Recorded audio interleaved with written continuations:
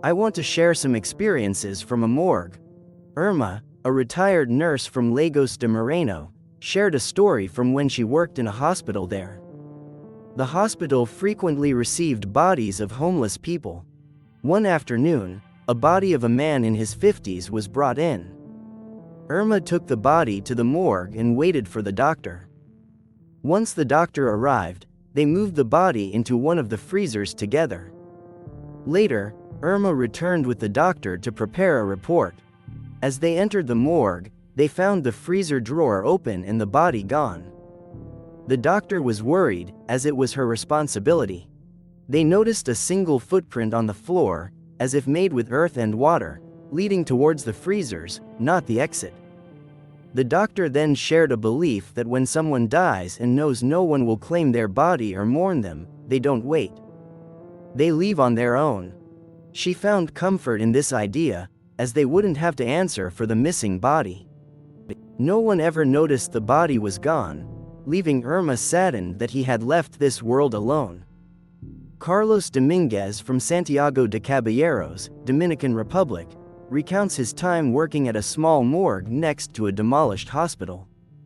One morning, arriving for his shift, he saw someone looking out of a high window inside the morgue.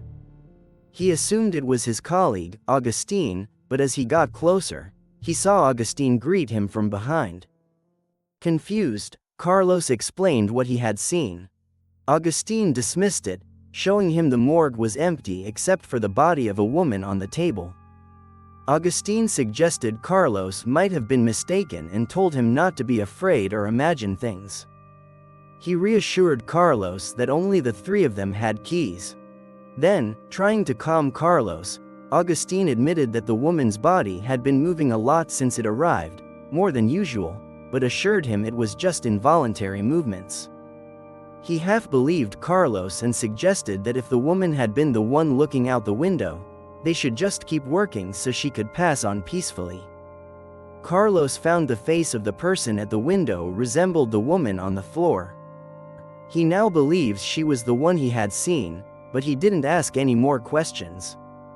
An anonymous person from Oaxaca de Juarez shares a chilling experience from working at a hospital morgue. One night, around 1 in the morning, the body of a 21-year-old woman who died in a car accident arrived. As the doctor and the assistant filled out reports, they heard the metal slab creak. They turned to see the young woman sitting up, staring at them, and asking, "Where is my bag?" Then, she slowly laid back down. The doctor remained calm and explained that sometimes attachments to material things or people can linger after death. He reassured the assistant that the woman wouldn't move again. Despite his fear, the assistant re-entered the morgue. Although the woman's eyes lacked life, the assistant felt more sadness than fear. They completed their work, and the body was handed over to the family. Marco Hueman from Quito, Ecuador, recounts working at a small morgue. The owner, Mr. Ramon, was respectful and skilled, gaining a lot of trust in business. Marco and another young man, Samuel, assisted him. On several occasions, they would leave a body, refrigerated or on the table, and return to find it moved. One day, Marco returned to find a body of an adult man on the floor. Assuming Samuel was responsible, he confronted him, but Samuel denied it. They returned together and lifted the body back onto the table. Mr. Ramon arrived, unconcerned, and told them not to be alarmed, that it sometimes happened. The following week, while Mr. Ramon was away, Samuel asked Marco to pass him a hose to clean the table. As Marco unrolled the hose, he heard a suppressed laugh behind him. He turned to see the body of the man on the table with his eyes closed, but with a distinct smile on his face. Terrified, they ran out and waited for Mr. Ramon to return. Mr. Ramon listened to their story, then shared the history of the land. He had bought it from a man whose uncle had practiced dark rituals there, including communicating with spirits. After the uncle's wife died, he claimed to see her ghost, leading to his own demise. The land was left to the nephews, who demolished the house and sold the land to Ramon. Ramon then confessed that bodies had moved on him before, objects had been moved, doors had closed, lights had turned off. Sometimes he heard voices calling his name from the bodies. He told them to ignore it, bless the place as much as possible, and hope it stops. Marco eventually left the job, unable to cope with the bodies moving. He learned that Mr. Ramon had passed away a few years later. The business was demolished, possibly sold by his family. Marco never forgot the experience, believing that some beings used the bodies like puppets. The Red Coffin. I once heard a compilation on this channel about stories in the morgue, and it reminded me of something that happened to me. I don't know if people will believe this is a lie, or that these things don't happen, but the reality is that they do. I never doubted it because of experiences that older, more experienced doctors told us, but when it happened to me, it was unbelievable. I worked for a very short time as an assistant to a doctor, here in a hospital that closed a few years ago in Juarez City. Back in 2007, I was helping a doctor with some embalming work. One day, a 6-year-old boy arrived. They had picked him up, according to what they told us, in an abandoned house outside of an affluent neighborhood. The body of this child, with all due respect, was in very bad shape. I don't want to go into details because it would be rude or grotesque, but it was clear that they had taken his life in a very strange and cruel way. This boy had marks similar to those with which they represent Jesus Christ on the cross. We had more bodies to attend to that afternoon and we couldn't work with the little one. The floor supervisor arrived and spoke privately with the doctor very hurriedly, and he looked nervous. I left the room, they talked for a few minutes, and I saw the supervisor leaving very hurriedly still, going away. The doctor came out and asked me to come quickly. I entered the morgue again, closed the door, and while he started to arrange papers, he told me that they were going to come for the child. Of course, the first time a body arrived with us, if they could, they had to come to recognize it. Even if they wanted to take it, they had to do many things out there, which could get complicated depending, but that did not explain that the doctor and the supervisor looked so nervous. I asked the doctor, "Hey, what happened? Why are you like this? Is the police coming for what happened to the child or what?" He looked at me very seriously and told me, leaving folders, sheets aside, "No, the police are not coming, and they are not even coming because it is going to get very ugly if that happens. This child is from a family of people, you know, who have problems precisely with the police. We have to get him out quickly. They will arrive soon, and what we don't want is for them to cross paths with the police because they will come to ask about him. His family is dying of anger. The supervisor came right now because they called very angry asking for him. And the lady, his mother, told him that he had been robbed. They found out about their son's death this morning and they're coming here. Do what you do, don't say anything. If they ask you anything, tell them he just came with us, that we couldn't work with him. I'm going to say that too, that we couldn't even see him. The point is to make them understand that we didn't see him, okay? Imagine how nervous I was. I was 24 years old at that time and I was very scared, but they had entrusted us to deliver it as if nothing, to show them that we were doing our job well, that we knew nothing because those people are capable of anything, and the doctor kept telling me they have arrived. We're going to put him on the stretcher and move him through the back door, where the ambulances park. Remember, don't say anything. If they give you something, accept it, don't refuse. Then we throw away whatever they gave you and don't go looking any further, okay? Let's go together." We moved the child's body in the stretcher. In that part there was no one. They had been in charge in the hospital of clearing that area so that it seemed that there was not much staff there watching. We left and there was a lady and a man. Maybe they were about 40 years old. And yes, we quickly realized that they were dangerous. The man was carrying a long gun, without trying to hide it, in the back of his moving van. They didn't even greet us when we arrived, so we didn't say anything. We handed the little one over in a black bag covered with a white sheet, and they were crying, leaning over the body.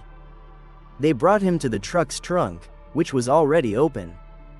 And before they loaded him, the lady was the one who started yelling at us that we wanted him, that we were seeing him, very angry and crying. We went back to the hospital, closed, and only heard that they pulled and left, leaving the stretcher there. I really didn't know at that moment if I had seen correctly until I asked the doctor and he confirmed it to me. Inside that box of the van there was a small coffin, but it wasn't one like we are used to seeing them, of a simple design usual or perhaps for a child. No, this coffin saw the doctor. I saw it and he affirmed it to me, saying, "Yes, son, you did dress well." It was a red coffin with wires, like those that are put on the wards, wire of plows. It had a very strange symbol in the middle that I could not see well. I don't know if you saw it, but I could hear that they had many chains there where they put it. I am very sure that whoever took his life, that poor little boy, offered it to someone down there. That is what I know and I have been told, and that most likely is that that family knew what happened. That's why they had to bury him in that coffin. Believe me, putting it into words does not describe how terrifying that coffin looked. I did get to see how that man moved the barbed wire as if nothing, as if he didn't care about getting pricked opening it. And I didn't see anything else. Of course, from the inside I saw very little of that. But the truth is that seeing this gave me a terrible feeling. Something else was coming in that truck. The vibrancy of that coffin, I don't know, not so much the family, but something else. After that, the supervisor spoke to the two of us. He thanked us, congratulated us, and gave us an extra day off, telling us that if they came to ask us about the recordings, that yes, everything had been recorded, and he was sure that the police would come for that case. We said we didn't know anything, that we just did our job, that they had asked us to do things very badly, that family and nothing else, that they would take care of everything else, and the recordings, it was very dangerous to have them. Then that matter was forgotten, nothing happened there, and only telling it is like, I give my testimony that this type of things, of forces that I never knew nor want to know, why did they do that? Don't leave me alone. I'm a criminologist in the forensic branch. I have seen many strange things, more related to the people who come to us in unusual situations and so on. But only one paranormal event, really, only one. I have been practicing for 12 years, and nothing has ever happened to me that I cannot explain. I attribute it to mere luck because I do believe completely in the subject, or because I work with many people. I want to believe that that helps, that I have almost never been alone in these works. Well, my story has to do with a single case, the exception for me, something that I think you can also be marked a before and after in my perception to many things you will see. My experience was in the early years. I already had about 4 years working in a private research company of a high command. Let's leave it like this. We are not going to mention precise data. If I can mention my name for that, there is no problem with that. There is no contract or anything on that occasion. It was only the first hours of my shift in the morning of a Monday. I remember very well. I go to work. I see the cases that we were going to work that day, and, among them, they had just brought a woman. We put her on the board. A colleague and an assistant who had just been doing their social service with us for a few months and worked very well. When I saw the body, the case, it was a little girl who was just 19 years old. For our work, they had already given us part of his body, his belongings, and everything that had to do with the case that we had to work on.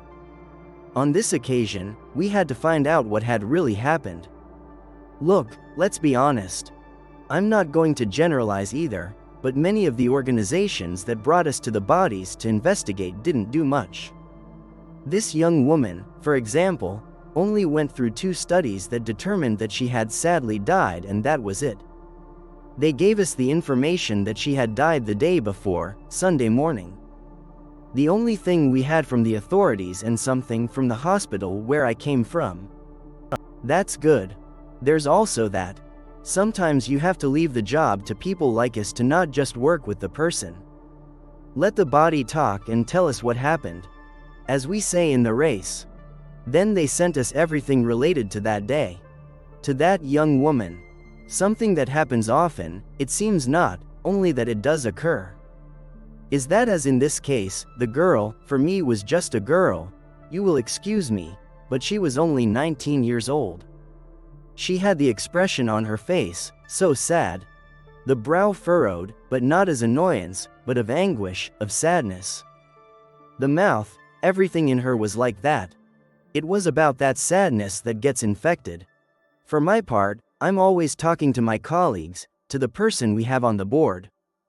I'm like, for example, this case, telling her things like, "What happened to you, Mom? Why did you get here if you're so young?" And on that occasion, just starting, I felt very bad about her. We kept going, reading how little we had of her, and she told us the report that she had just died on Sunday, a day before, as I tell you, because on Saturday night she had gone to a bar with some friends, some acquaintances out there, and everything happened in that place. The people who brought her to us told us that it had been an alcoholic congestion, a overdose perhaps, which is what they believed. Her friends still did not say much, and for now it was what we had. I remember when we checked it, we opened it, lifted the eyelids in. We noticed, the three, that her pupils were directed down to the left. All the time, however much with care, of course. We moved, observed some detail, they were always in that direction. In that, working on his face. The guy who was doing his service with us, he speaks to me. I turn back of me and he was on a table, where we had bags with his belongings.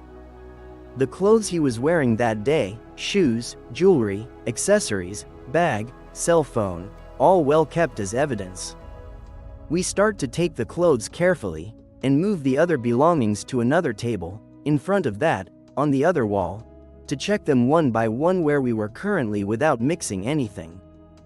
As the student moves the bags, I return, I change my gloves, I start to see his face again, to follow in mine, and his pupils, his look already empty. I was pointing now, both eyes synchronized perfectly. Down to the right. I was just curious and turned to that side. The body speaks, so maybe it had some reaction from a muscle on that side. I turn my eyes, see his chest, his arm, and I continue. Arriving to see that little table where now were his things and his eyes seeing towards there. Yes, I made the connection at that moment. We are not going to make ourselves, but I did not take it as anything of the other world, a coincidence, and I told the young woman, we are not going to take your things, you calm down, Mamita are here to know what happened to you. I know that you have heard, perhaps the majority, that, to colleagues, it has been their turn that the bodies, after death, cry. And believe me, that night was the case. The second time she, so to speak, turned her eyes, she began to shed tears. I keep working with her, talking to her, drying them, while my companions continue to review their things, the reports. The boy from the social service only wears the clothes to investigate another department, leaving there his other belongings, for things he had found. We stayed, my colleague and I, alone, still working with the girl. And something behind us makes us jump from the fright. There had been a sound, something metallic, falling. Small, but, as always, we were in silence in the room, that's what scared us. We turned and, already at our feet, there had been a ring up to the iron. It was the girl's belonging. My partner carefully lifts him up, a little annoyed, saying that this boy had left things out of order and that we were going to scold him right now. I also believed the same. But before he came back, we kept him apart. We took some things to analyze and we left the morgue, going together. Anyway, we took maybe about 10 minutes over there. Leaving the things and we returned, seeing that in the hallway outside the morgue was the student waiting for us. You came back? Did you leave the clothes over there?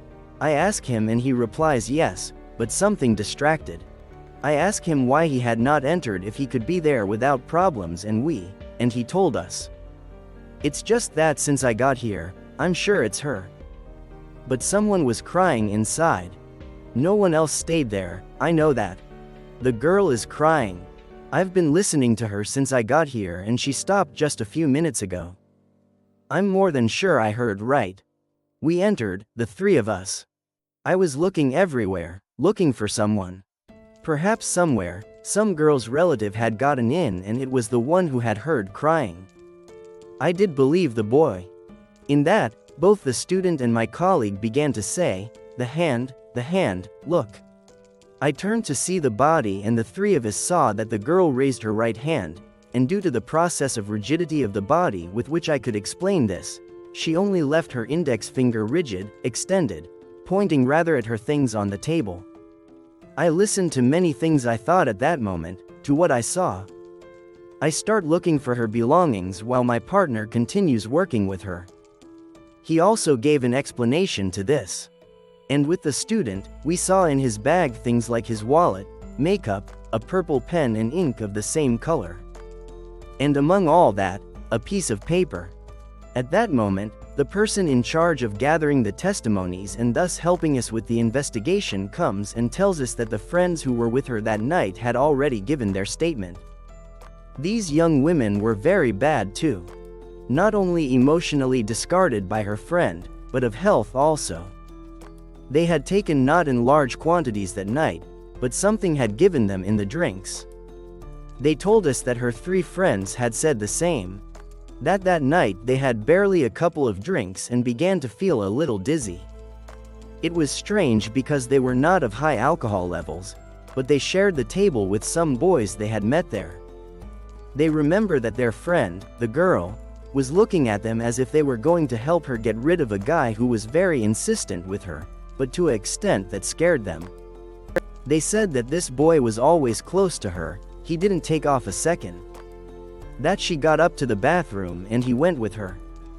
He waited for her outside and all this barely knowing her that night. And precisely, they had invited the drinks, that Saturday. The girl, from the moment they sat down with her, did not spend a single second alone, without him, being almost on top of her. Her friends could barely stay in their seats because they were feeling very bad already, but all remember the look of the poor girl I had on the plate, who had not been given a normal drink, or with a little more alcohol but something that brought her here. That explained what we had found written on that paper, with the purple ink, the trembling letter, a sign that he was very nervous and out of his five senses already when he wrote that, which apparently did not reach to give them to anyone. He waited for the moment when that man would be neglected, which never happened, and said, "Don't leave me alone." With these details we better set up the report, all the case to look for those men. But I stayed all that afternoon working with her, also discarded. It had hit me so much to read that message of help that I don't know, maybe it would have made the difference. And I kept telling the girl that as long as she was on that floor, she wouldn't be alone. That I was going to stay with her until her family came to pick her up. Only then did the things we were seeing calm down while she was with us in the morgue. She stopped shedding tears, and her face, after all that, also changed so much. I stayed to double shift. I even fell asleep with her for a while. I didn't take off from her at any time other than to go to the bathroom. I worked with other bodies while, but always there. Until her family arrived 2 days later. I really stayed there. I did not leave. No matter how much they called my attention, they already knew me there at work. And they understood why I stayed. From what happened to me, I expanded my knowledge that bodies talk to you, tell you what happened to them. I expanded what I knew about this and understood that sometimes you have to take into account also this type of signals, the clearest that, on occasions, seem only a paranormal manifestation. It's not always going to be to scare us. Sometimes, they are more scared than anyone and do not understand why they are there.